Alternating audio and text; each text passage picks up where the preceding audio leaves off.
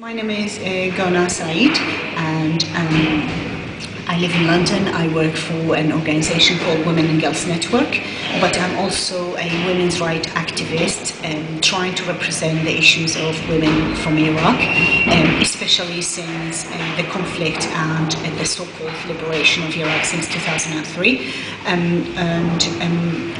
I'm here today to participate in a conference regarding women's issues around the world to celebrate 8th of March, International Women's Day.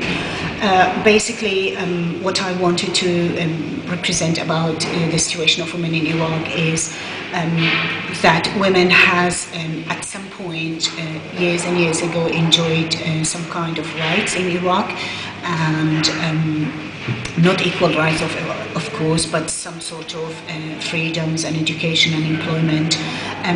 Within the occupation since 2003, women's right has been pushed back years and years. Women has been subjected to violence on the street in the hand of gangs and Islamist groups and fundamental Islamic groups.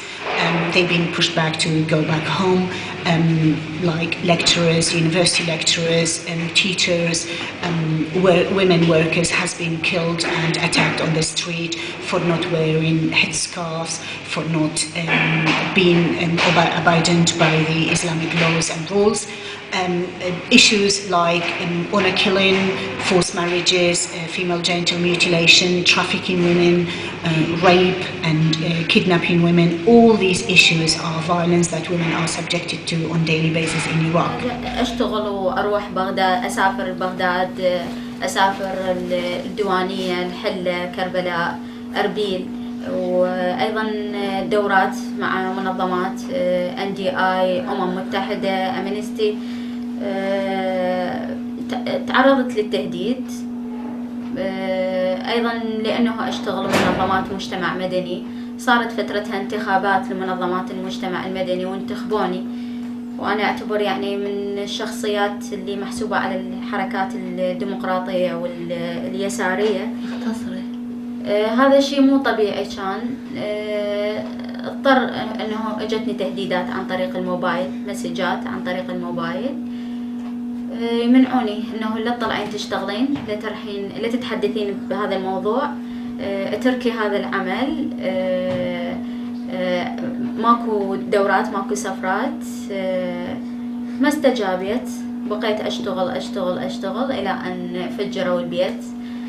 وايضا بعد تفجير البيت هم انا استمرت التهديدات، بس انا بقيت بالبيت، انا وعائلتي كلنا احنا بقينا بالبيت. But I also wanted to say that women do have resistance. There are women who are organized in an organization. For example, we have Organization of Women's Freedom in Iraq. We have other women's organization, but we also have socialist movement. We have the Workers' Communist Party of Iraq, the Workers' Communist Party of Kurdistan. All these are part of a progressive movement that I would call the socialist and progressive movement in Iraq. We all are striving for an equal society, for ending the occupation, equal rights for women and men, and also for establishing a worker state in Iraq. We know that we have a long way and a long fight as socialists and as strivers for women's rights, but we also know that with the solidarity and a system that we could get from the left and the socialists and the communist movement within Europe and the West, we could do and we could basically save the Iraqi society and Iraqi women from their suffering today. I think it's very, very important to hear the real voices of women in Iraq, and that's what I'm trying to do basically, because I know there are different messages. Basically, the Western media, the media that is controlled by the US and the British governments, who are causes of the occupation, basically are the occupiers in Iraq, does tell different stories about women in Iraq. They do try to say that they have liberated the society and the women, and I think that's not true. What they did is they put the whole society and Iraq into a big conflict that will be very, very difficult for women to have not equal rights only, but to survive on daily basis. There are attacks on their rights every day, and they've been pushed back home. So I'm trying to give the real message that what's happened with women for Iraq has taken the society years, centuries, basically backwards.